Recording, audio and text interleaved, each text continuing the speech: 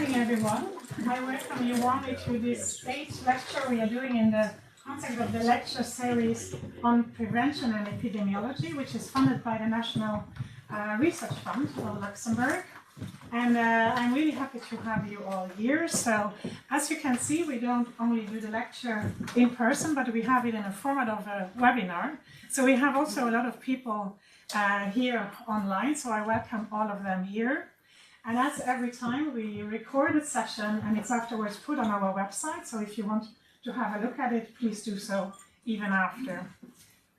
This 8th lecture is hosted by Dr. Aurélie Colli from the Neuroimmunology group at the Department of Cancer Research. About 3 years ago, Aurélie approached me and asked some expertise in cancer epidemiology and talked about allergo-oncology. I had no clue what it was. But it was a really great start. And already at that time, I had a discussion about a really famous professor in Sweden, and here we are. So thank you very much, Aurélie, for taking the initiative that we can be here all together, and let you introduce our host today. Thank you very much. So thank you very much, Claudine, for the nice introduction. I would like to thank everybody to be here, because there is people from LIH, from outside LIH at Luxembourg, but also people from outside, from the working group of allergo-oncology. So thank you to you for this invitation to allow me to select somebody that is really at the start of the curiosity of looking on this interaction between allergy and glioma. So I'm pleased to introduce you, Beatrice. So Beatrice, you are from the Umeå University in Sweden, and you serve as a professor of oncology, and you are also director of the research department for development and innovation from the University of Umeå. And so you are a leading expert in glioma research, and your work, of course, has significantly improved the understanding of the origin, so the etiology of glioma at different levels, so genetically, but also at the metabolic aspect. And so I'm really pleased to have you here today, and we are really much looking forward to your lecture. So now the floor is yours. Thank you, Aurélie. My mother would have cried listening to that. So, I have a lot of stories to tell, and I have 45 minutes, and Aurélie has told me that she will give me a head up if I go, too long, and then I will wrap up. But it's really been interesting to follow this field of work, and I will focus a lot of what I and my group and my colleagues have done, and probably I will miss out of what somebody else has done, because there's not time for that. So it's not a systematic review, it's very focused and biased.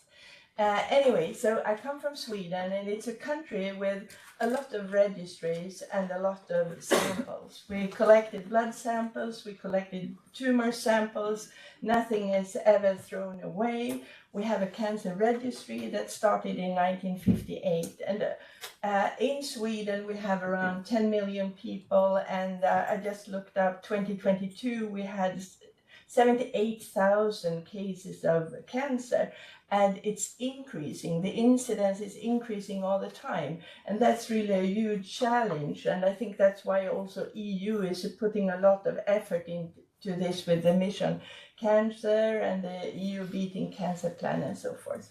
Glioma incidence has been rather stable over the years. There have been a slight increase, but we also have better methods of diagnostics like MRI and so forth. So you could see a shift when MRI was introduced and when CT was introduced and so forth.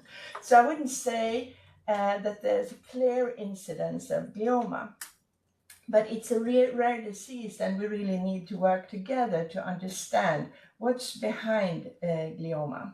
So you could, of course, think about why is it important to study the etiology of a disease? Well, first of all, as a clinician, I must say the patient and the relatives, they want to know, why did I get this disease? And also as a relative, you want to know, is there a genetic component of this? Do I have a risk since my mother got this? And is there specific surveillance to be given? If someone has the microphone on, please shut it off. Thank you. And also, of course, if there are environmental factors, could the population somehow be protected? And for me, it's been, if I look and understand the trajectory of the disease, maybe we can find like key switches that could be targets for therapy. But in the last 20 years, I think from the beginning, we thought the etiology of disease was really very simple, one or two factors, and then we have explained it all, but no, that's not the fact. So this is just the enigma of complex disease. You can see that it could be around genetics partly environmental, there's epigenetic modifications, there's specific things regarding the host, age does a lot to us, sex is an important thing to sort of investigate. And also there's a lot of social components in terms of who is getting maybe a more severe disease because you don't have access to hospital investigation, you're maybe less trained to understand what symptoms you should seek care for and so forth. So there's a really complex pattern. But what if we can maybe really understand the different subsets of the disease that we're studying? Glioma is not one disease, it's several subtypes. And with all these factors, find driving mechanisms and use those drivers in a smart way when we are doing personalized treatment to the patients. Not only seeing it, this is a patient with a glioblastoma, IDH wild type, it's the whole situation around it, the age, different environmental exposures and so forth. All of that come into play when you pick and choose what type of therapy to give to the patient. That's my view of the future of glioma care. And you could then say, but isn't that, too far-fetched? Well, I would say in breast cancer, for instance, we're already there, right? So it's a matter of fact that we just need to figure out what's going on in glioma. So you could then see, it as a toolbox of different things that we have to use for that. And I think I've used like case control studies, cohort studies, some functional studies, even though I then collaborate with somebody else because I'm not good at functional studies. We have different type of registers. We could do multi-omics, many are doing that. And we could just look at case series with where we have samples at diagnosis and understand subsets. So there's a lot of different methods that we can use. The first study, if I go to more results then, is that very early on, my name was Malmer at that time, we found through registry linkage that first-degree relatives to glioma patients had a 2 to 3-fold increased risk of glioma. And at the same time point around, Margaret Wrench in UCSF published with case control that a similar thing, more generally around brain tumors.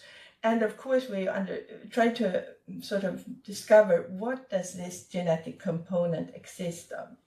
The problem is we did some segregation studies, but of course, in northern Sweden, we have 50 glioma cases a year. It's not that easy with a rare disease and if there's a familial component that is 5%, maybe 3 to 5%, how on earth could I study this on my own? So I got invited to a meeting at NCI. They asked people who had blood samples of glioma patients to come for a meeting. We were maybe 30 people there. And it was a lot of people that I actually had referenced in my PhD and thesis work around this. And from that, I and Melissa Bondi, she's now at Stanford, started the Glioma International Consortium, GlioGene. And we got funding from NCI, and we did a large study collecting families. So we have 400 glioma families, and we have 4,000 glioma cases and match controls. And we took blood samples, and we did a questionnaire, not exploring a lot of new factors that we didn't know anything about, but doing detailed questions regarding asthma and allergy and some components that we were interested in. So what did we find? Well, we did a genome-wide association study, and we also collected a lot of old information. And from the GWAS that has come out, we have 27 locus of, that is associated with glioma risk. And you can see them distributed in the lower side on this curve. And then there are some, since before known genes like NF1, NF2, P53, etc., that has been associated in some families, P53 in Lee-Fraumeni syndrome, for instance. And what we found was in a few of those families that we studied, we found POT1 mutations, and in the latest landscape paper by Choi et al., we found HERC2 in, I think, 5 or 6 families. So just summarizing that was like 15 years of effort, and then we found out something, and I think this is really shows the complexity of the disease. And that in families, it's often only 2 cases in the family. And to me, that says it's not a strong autosomal dominant inherited gene. It's a complex thing with several genes combined. And I think in that sense, it's maybe a little bit similar to asthma. If we look at those genetic variants and looked at for subtype, we didn't have the WHO 2021 classification for everything. We have if they were like low-graded glioma or glioblastoma. We found actually a pattern where some genes were more associated to GBM and some with those that are of low-grade character. We further went on in our and other studies and did a meta-analysis and looked at the genetic variants to look for the molecular subtypes. And we actually saw an association with certain variants towards the subtype. And what's interesting actually is that if you look at these genes, a lot of biology is around telomere lengths. It's about ROS pathway, and the ROS pathway was really something that made me start thinking about looking into metabolomics. If you look at these variants that are in germline and you compare it to the TCGA pathways that is known where you have somatic mutations, you can actually see that many of these variants are located close or in relation to the genes that are also later on somatically activated, which to me says that even though they are intronic, they are close to a gene, they seem to have a biological activity. But of course, just because they are close to a gene, you don't know if they are really regulating that gene. So we took one of those genes that we found in our Nature Genetics paper, and the thing, it was located in LRIG1, and that's really strange, You look at 30,000 genes, and LRIG1 is studied since 15 years back of a guy, Håkan Hedman, in my lab, right? So, he has all the mouse studies, all the functional studies set up. So what we did together with Håkan was that we did CRISPR-Cas sort of knock-in, knock-out, which risk variant you have in cell lines, and we tried to look at the function of that gene. And we were thinking, aha, this is something that regulates LRIG1, that regulates EGFR. We have a super nice story here that we're going to roll out. And was it true? No. So what we found was, when we were looking at the LRIG levels, nothing was going on. The SNP was functionally related to a metabolic gene that was close by. When we looked at the expression pattern, if you had the risk allele or not, we saw that it was an interferon inflammatory pathway that popped out. So, and also we did a metabolomic screen, and it was not so strong, but sphingosine, that also has been, suggested by other studies, also sort of popped out. So to me, it says that you never know what's behind a SNP. You have to look into it carefully. What environmental factors are known for glioma? Well, first of all, I would say that smoking and alcohol is related to many different types of cancers, but not with glioma. In our large study, we've basically found null of the 4,000 cases and controls. This is, of course, questionnaires. You don't know if people are honest enough about things like this. That's a hardship, but I mean, that's the same for all types of cancer. So I would say that basically, no, it's not associated with glioma, but ionizing radiation is associated. There has also been a lot of debate, about cell phones and sort of CT scans. Is that dangerous for brain tumors? And cell phones, I would say no. But CT scans, there's a really interesting study that was published a couple of years ago in Lancet Oncology, where they looked at people that had CT scans early age, and they actually saw it's not a huge increased risk, but there's a modest and stable increased risk if you do CT scans. And I think that's fair enough. And we are careful not to do CT scans in children if it's not really necessary. So there are also, with lower doses, a slight association to increased risk of later brain tumors.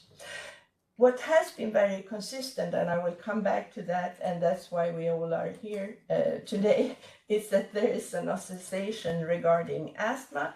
And especially in our large case control study, we really took all the questions that we had around allergy and asthma and different type of allergies, and try to ask the patients really and the controls very carefully about that. So respiratory allergies and eczema, I think that's the one, but respiratory allergies, I would say, is really the strongest inverse risk. And then I would say that for diabetes, there is also some. In our case control study, we really didn't see that, but some cohort studies suggest that diabetes seems to be protected. Of course, you could think about, are there confounding in terms of, we know that around 50 to 70% of the glioma patients have cognitive dysfunctions. So if you think about that, and yet you should answer a questionnaire that is rather long and complicated, do they remember and answer the questionnaire as good as control? Especially if you get inversed relationships, you should be careful about that. So to overcome the question about confounding, I think doing biomarkers for exposure is actually excellent. And I mean, there's been multiple studies over the years with case control design that have shown a 30% reduced risk of glioma if you have allergy and asthma. So I think that is very consistent in the literature, irrespective of, what type of questionnaires and so forth. And then there are some papers that have analyzed IgE in samples that are taken in cohorts before diagnosis, because at diagnosis you have high doses of steroids. There's tons of things going on, so you can't really look at those studies. So I think there's a fair amount of evidence also that IgE is linked to this protective part of asthma allergy. But the question is, of course, okay, that's an association, but what's really going on? And then I was really happy when I started talking to Aurélie last year and saw that you and your colleagues have done a wonderful work in trying to understand this more with functional studies. So I think we need all of this. We need cohort study, we need biomarkers, we need the questionnaires, we need a lot of information and detail about, but in a functional study, you could test different things, throwing things out, throwing things in that you can't do in the sort of live data that we have among patients. So it's complementing each other in a very good way.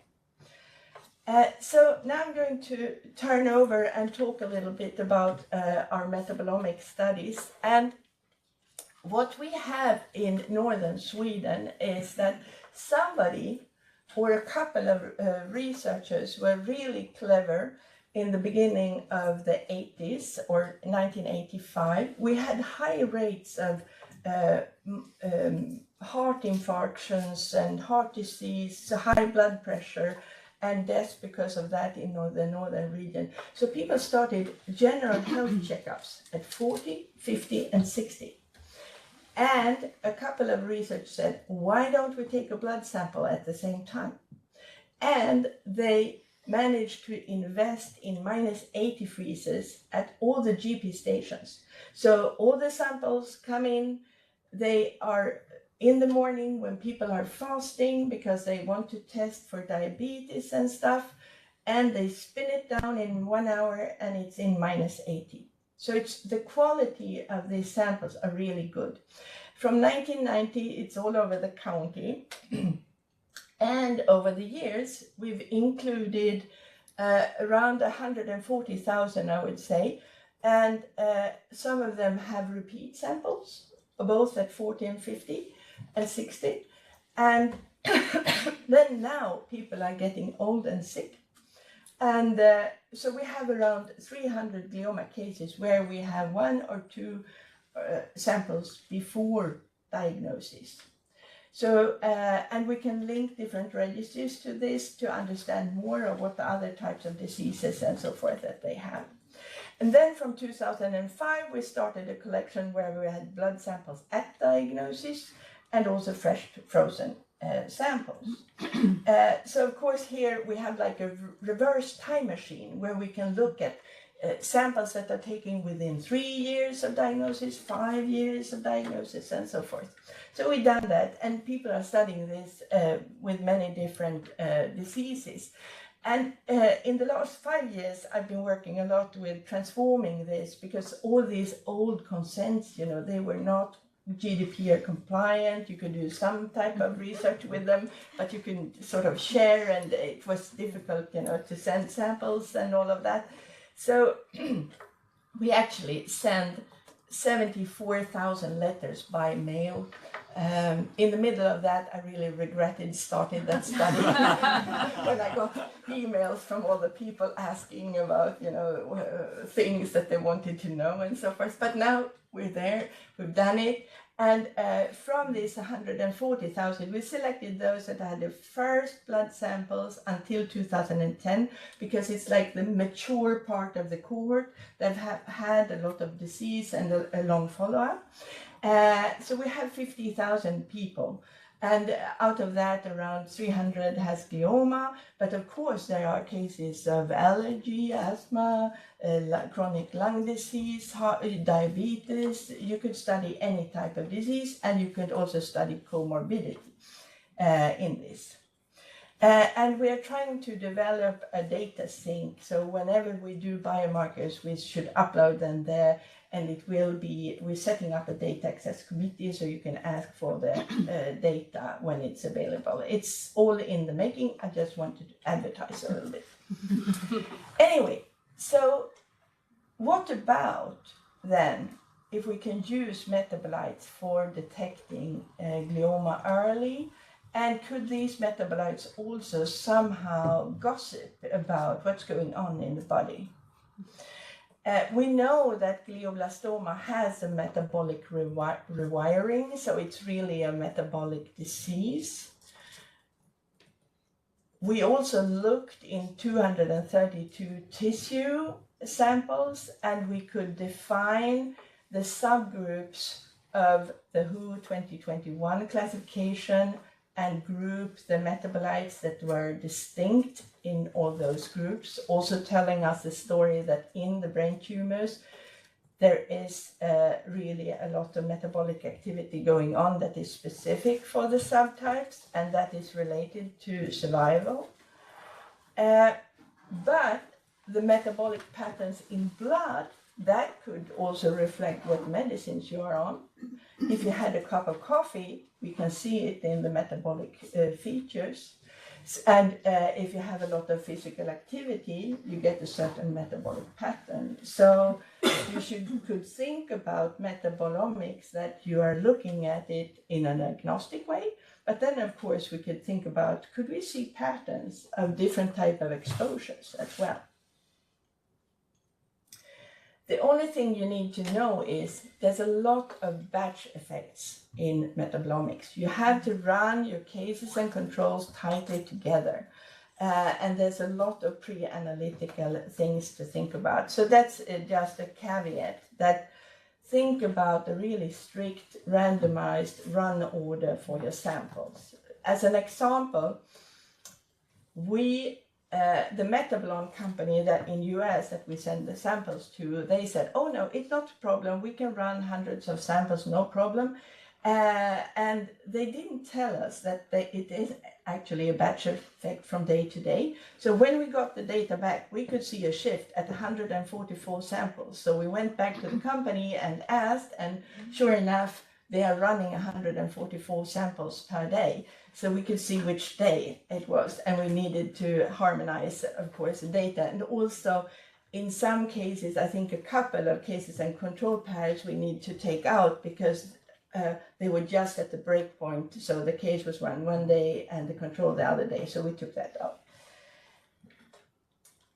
These two guys are chemist persons, Benny Björklund and Sebastian Jonsson, who is defending his thesis around this in a week. And I would really advocate, if you want to study metabolomics, work with chemists. It's really hard because there are so many names of the same type of metabolite that is actually basically the same thing. And also there's enzymes and they're all interrelated to each other. And you know, when I went to med school, I barely made the chemistry test, but nowadays I'm actually rather good at it. So 10 years of working with Benny has really been rewarding.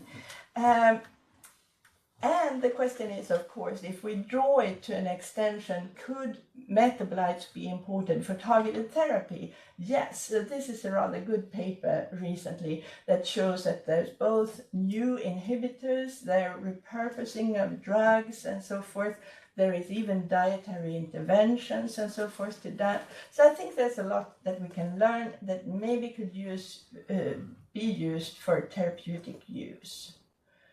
So we did a couple of very early studies, small studies, and also there's Finnish and combination with some American collaborators that looked at metabolites before diagnosis.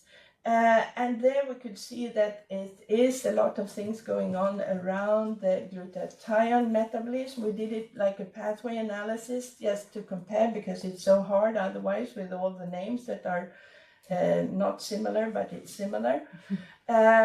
And from that, we also understood that this is really rather small studies, so why don't we do a really a larger study? And then we used our cohort, the Northern Sweden Health and Disease Study. We had these pre-diagnostic samples. It was 270 at that time, glioma cases and controls. And then what you want, if you're looking for biomarkers, you want a validation study. So we used the EPIC cohort from all of Europe. And we did the metabolite analysis with metabolome. That's around 1,000 metabolites. We have a strict system of matching cases and controls, because we know that freeze-thaw cycles in the freezer, for instance, is important.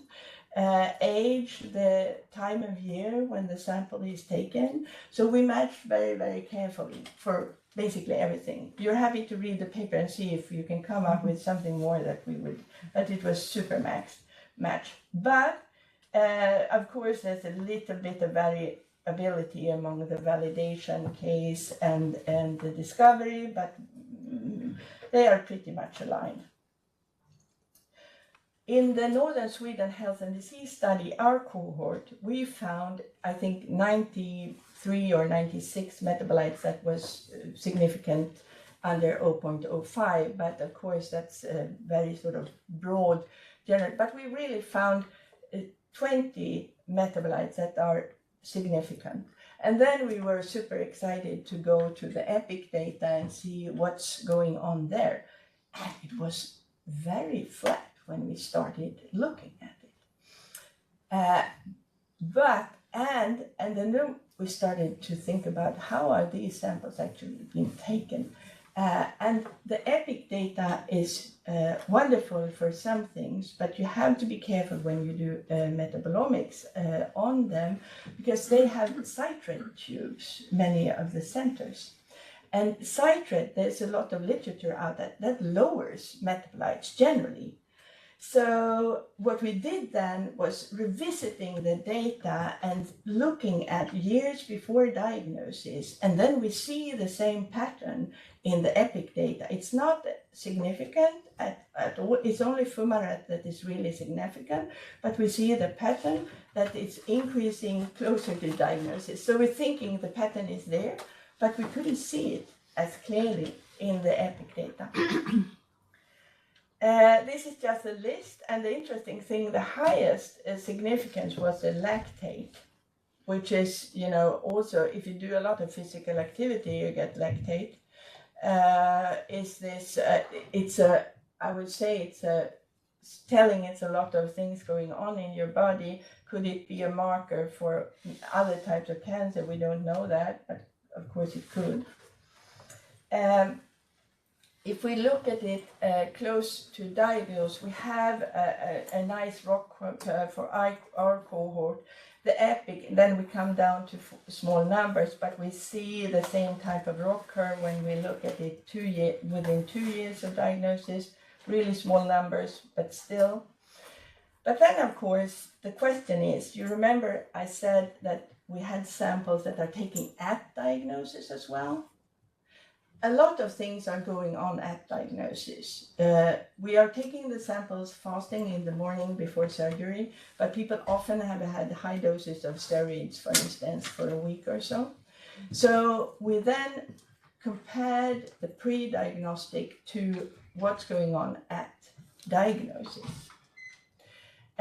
We did a similar type of matching. We did this on our platform that is only 156 metabolites. We did a paired multivariate analysis, and we took those at our samples within 8 years of diagnosis, because if you come too far, if you're looking for a marker for early detection, you won't really see anything. And what pops up here is still that lactate is increasing even more, but if you look at our metabolomic data, we also have a lot of other things going on. This has just been published in Scientific Report. So what we have to remember is, I think at diagnosis, you see a lot of other metabolites too. That's my sort of bottom line of this. So looking at the pre-diagnostic samples is really what we should do if we are going to find markers for a small tumor, or look at etiology. And that is something that then you could think about looking at it, you know, years, like more than 8 years before diagnosis, and that is something that we are looking into right now.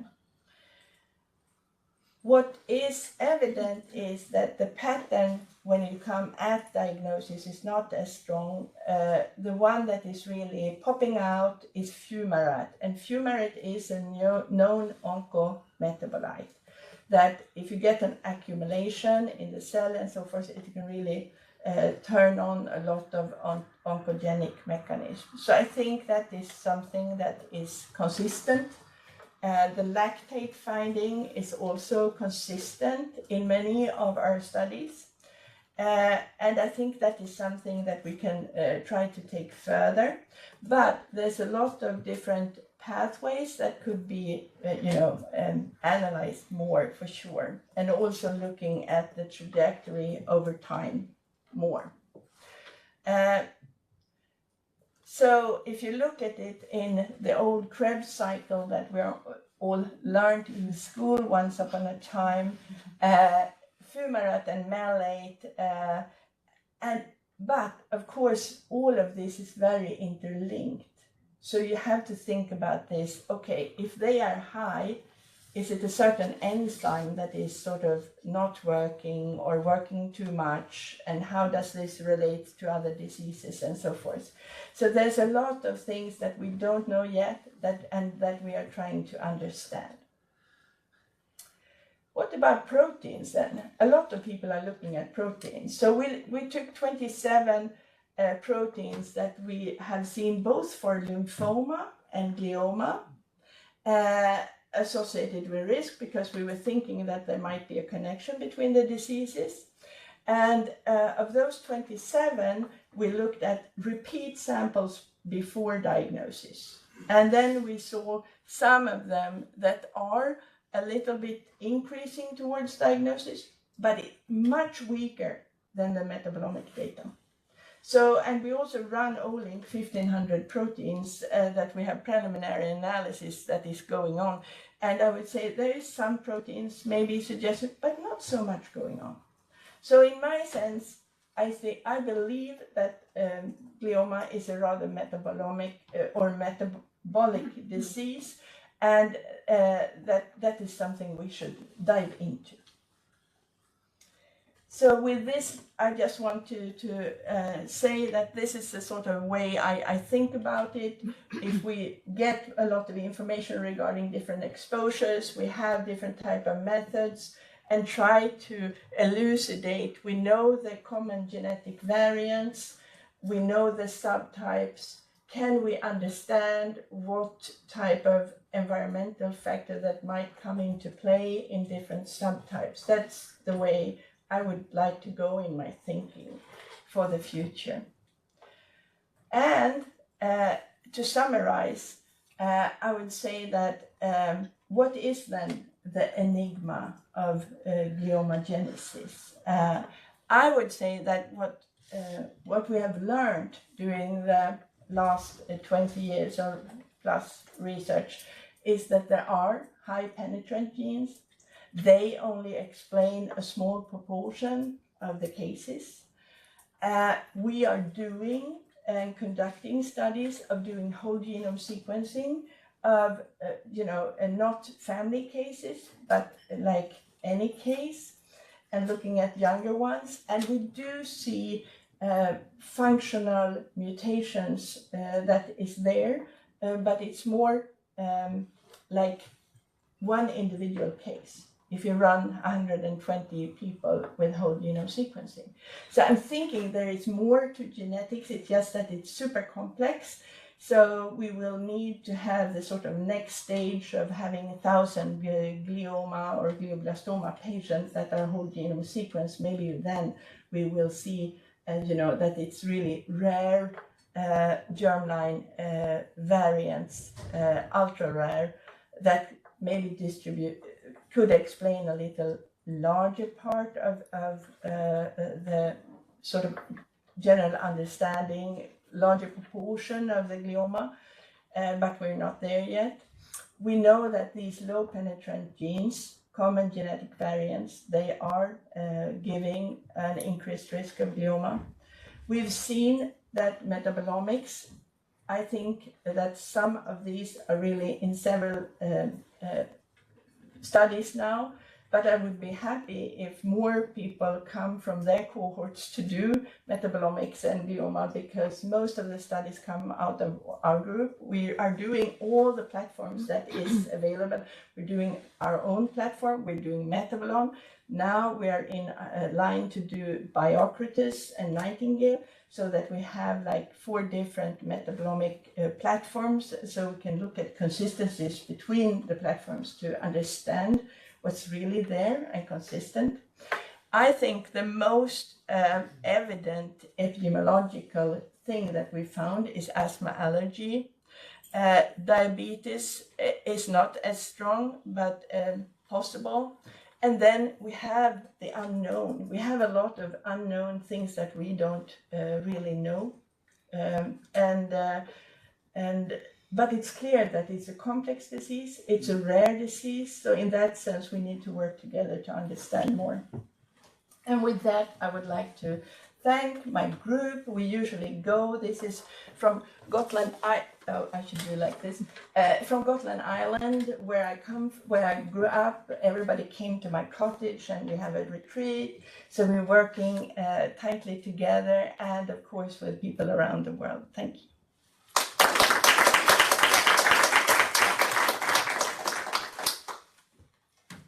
Thank you very much, Beatrice. It was really insightful to see the full story behind all the research. It was really elegantly shown, and thank you very much for this state of knowledge. And I'm sure there is many questions from the audience. We have Rodolfo. Yeah. So sorry, it was great. Thank you very much. You opened my mind so much. I have, during the talk, I have in mind, so there was interferon that was upregulated in your cohort when it's regulated with the glioma. So actually, interferon make a link with viruses. In my So viruses normally they can have a Th17 response. So no Th2, no Th1, because also diabetes. Which kind of diabetes? The type 1 or type 2? Type 2. Type 2, yeah. So it's much more Th1 than Th17. So then sometimes you have viruses, but you don't have manifestation. And most of the time, virus can hit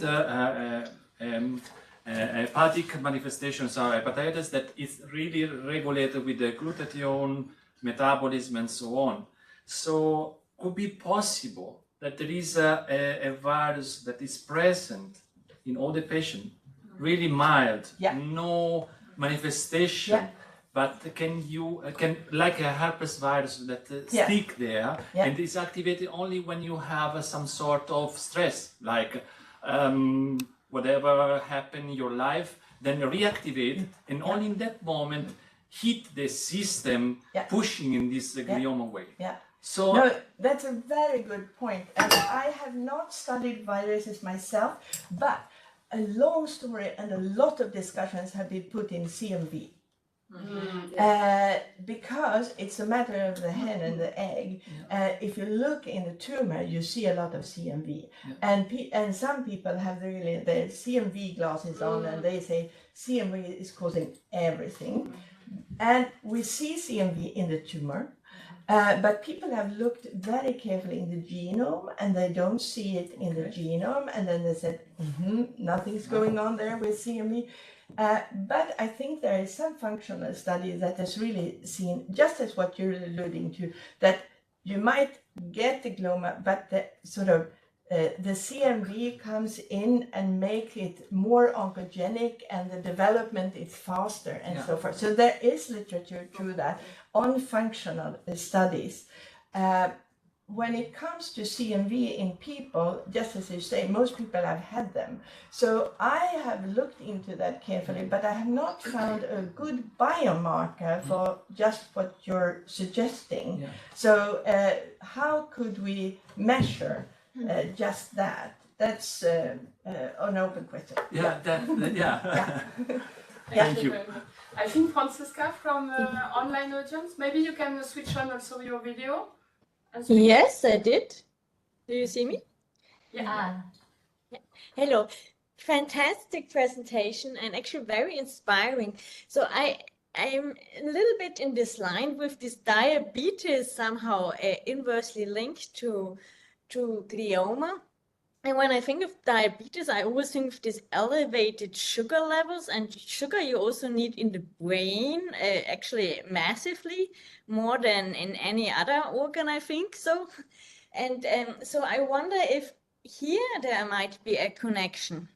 Yeah, so there is one study I know of from Judith Schwartzbaum, is her name, I think she's first author, where she looked at some cohort and looked at, maybe it's the Amoris cohort, and she looked at the glucose levels and saw an association. So that might be something. What we are doing right now, and we don't have any results yet, is that we're taking diabetes cases and glioma cases from our cohort, and we have a common set of controls so that we should see and we're running metabolomics on this just to see what is coming out, what is the differences between diabetes cases, future diabetes cases, glioma cases, and healthy controls. And I have not seen any study like that out yet, but I'm thinking that could be something about the glucoses. But what it also could be is that most people with type 2 diabetes have metformin. And metformin is a super old drug that cost a few cents. And it has a lot of anti-tumor activities. I know for breast cancer, for instance, there have been adjuvant studies where they tried to put on metformin, but I think that study actually, when you do a clinical study, it really didn't work. So it didn't show a benefit. But I'm thinking that metformin is also a sort of good suggestive player in terms of what's going on. So, sorry, just to add to that, we've just finished a trial in prostate cancer where we randomized man to metformin and placebo to actually analyze the blood and the tissue to see what happens. And obviously it'll be in the prostate tissue, but we will also see what happens in the blood, and so it might be interesting because it's in prostate cancer there's also lots of observational research suggesting the inverse association. So we're also looking at metformin, and there the thought is it's around the fast AMPK pathway that is somehow, I don't know, interfering with prostate cancer. So I think it'd be interesting to look at what is out there also in the other cancers. Yeah. So, but what did the clinical trial show? Well, we're waiting. The samples are in New York to be analyzed. Yes. Because I'm thinking prostate is also a very metabolic disease, so that would be super interesting to hear. So I think she's not San Francisco is But just another thing. So I'm really not a brain as a glioma person. So I'm more from the nutritional immunology side. But indeed, in the brain. So which cells are mostly affected? So which are the cells affected being glioma cells?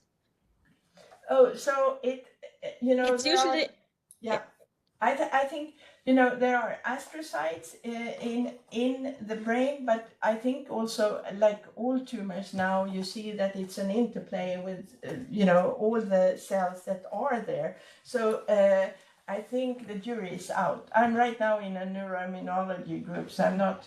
I don't dare to say anything. Aurélie, what can you say about that? So the cellular origin of glioma is quite debated because there is the stem cells and there is also the origin is quite debated. So if somebody that has expertise could reply to this question, because I'm also afraid, I'm in immunology, but I think it's still debated. So there is the different theory that you have the origin that is a stem cell and then accumulates several mutations that drive different clonality, and then it's driven also the resistance to therapeutics because this is this faculty to deviate in terms of but an idea that there is certain stem cells that might develop, I think that's maybe what we should say here.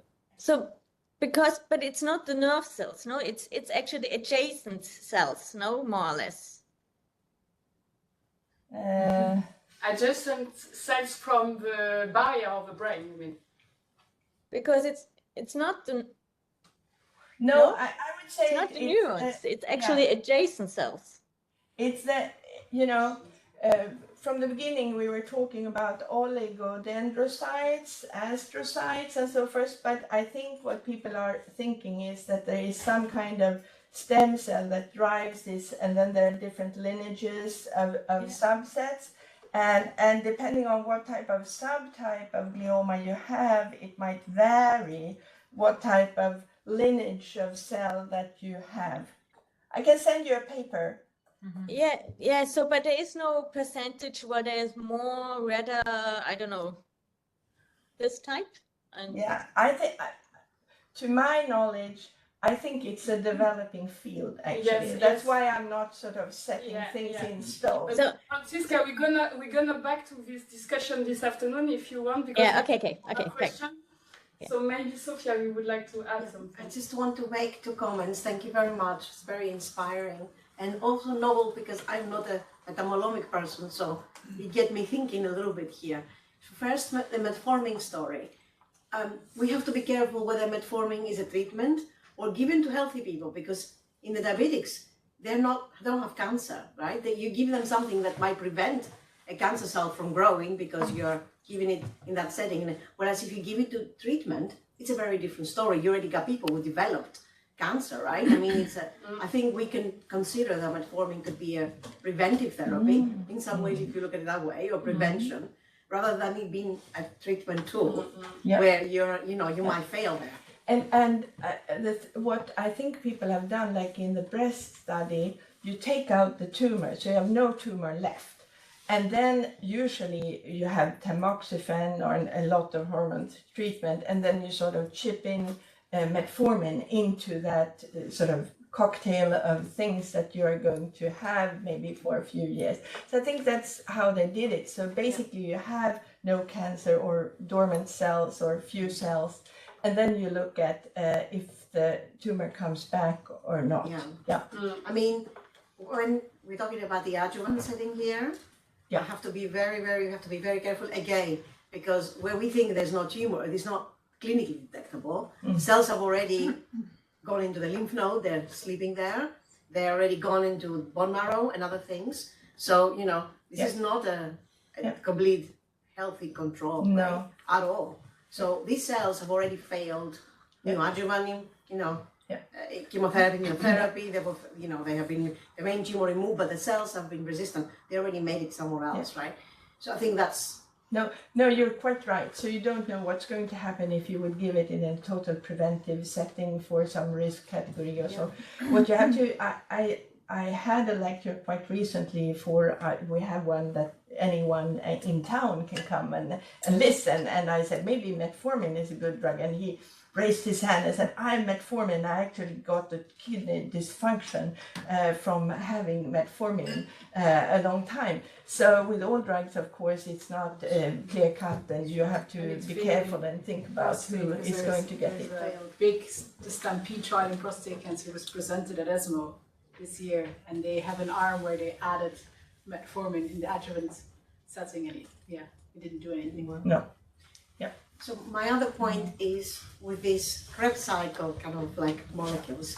So it got me thinking, because if you get these markers at the point of, where the tumor is detected and it's clinically, detectable, that to me spells cancer metabolomics. Yeah. If you see these things early on, are they actually related to cancer, or are they related to something else, like a dysfunction in the metabolic process, or an immune failure?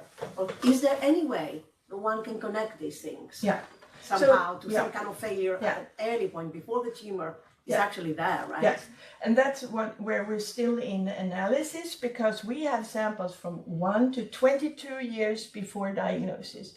So we are trying to look more together with Aurélie into those that are more than 8 years, because then we think, because otherwise there is stories even before people have thought that glioma, occurs very rapidly, but then people have seen that it's actually a trajectory, maybe over up to 8 years. So there's different types of studies out there. So yeah, I think there's more work to be done, and it's a huge, enormous amount of data. It would be lovely if somebody else had a separate cohort running with metabolome and EDTA plasma. That would be good. So maybe first, Natalia. Yeah, thank you very much for your nice talk. So very, very inspiring indeed. I have actually two short questions. So one says, what about microbiome? And the second one is, it was a cancer prevention study which supplemented the patients with high amount of vitamin E and selenium in the United States. Yeah. And these patients got actually more diabetes. And I know that also these US American patients were actually over-supplemented with this antioxidants because they have very high soil amount of selenium. Yeah? And that's, so I didn't follow this discussion further, but it could be that diabetes occurs if you don't have this oxidative stress tension as much pronounced. And that's why you get diabetes, because you are probably somehow intervening in this oxidative stress pathway by shifting the equilibrium towards the diabetes instead of cancer. Yeah, that's super interesting. So when you're talking about vitamin E, in our old Norwegian study that we published 2016, we actually saw an increased risk with vitamin E and glioma. When we look in these data, we don't see the association.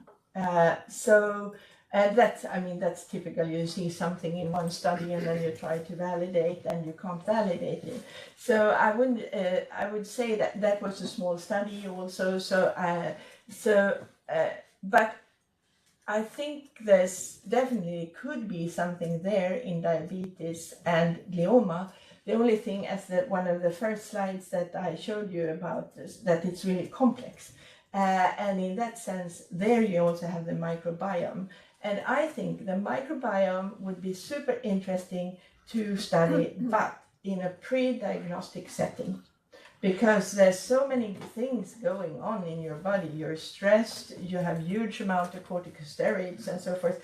So I think there are small studies, but I wouldn't rely so much on them yet. But and we don't have any, but if we could look at the microbiome maybe in the blood somehow, that could be absolutely super interesting. Yeah. Or metabolomics in blood from microbiome source.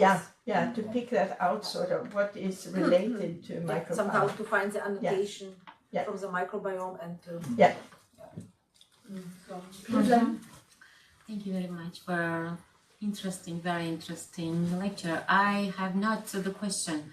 For me as a practical allergist working with patient atopic bronchial asthma, maybe you have some valuable advices how to make pre-diagnostic, maybe any laboratory test or any other investigation, just working with the children atopic bronchial asthma and the correlation between atopic bronchial asthma and the glioma, as you explained just.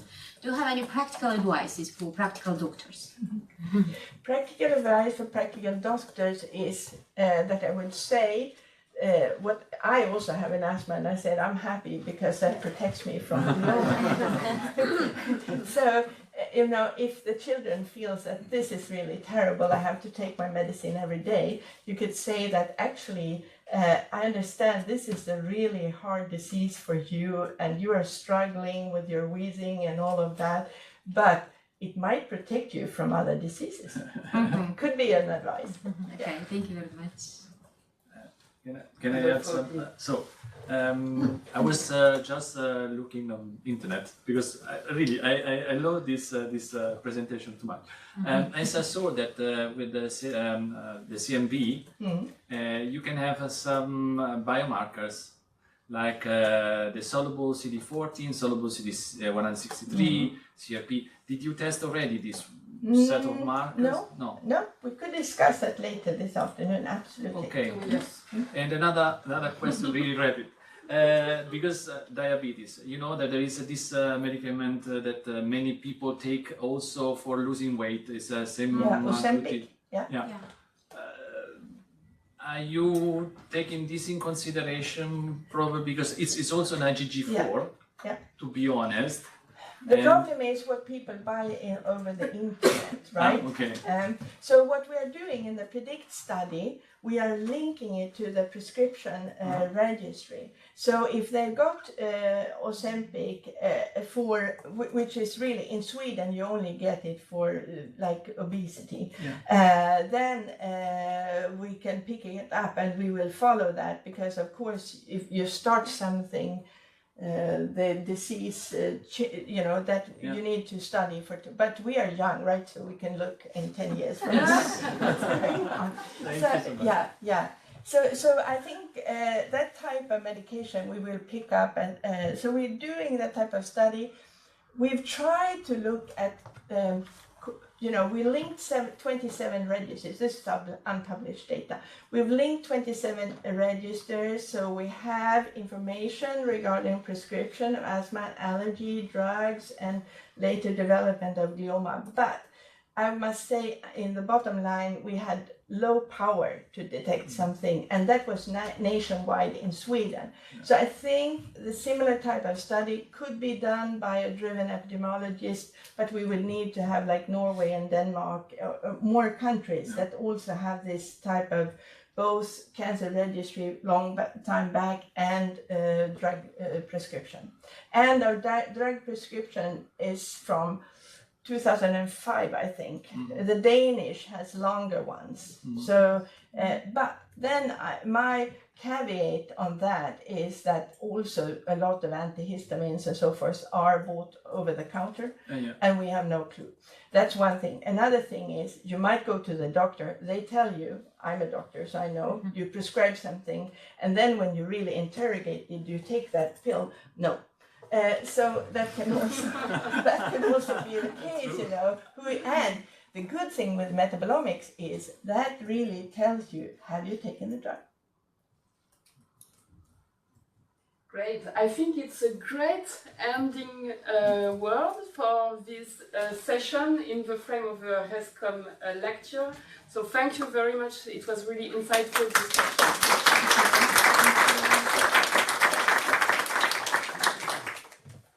We have a nice afternoon after this lecture. But first lunch, we don't need to work now, right? So I'm happy to say that we have almost 2 hours break. Good. And we will have a lunch soon. Thank you. Thank you for people online. Bye-bye. Bye-bye online. Thank you. Okay.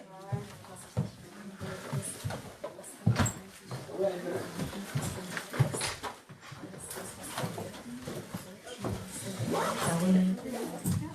Thank you.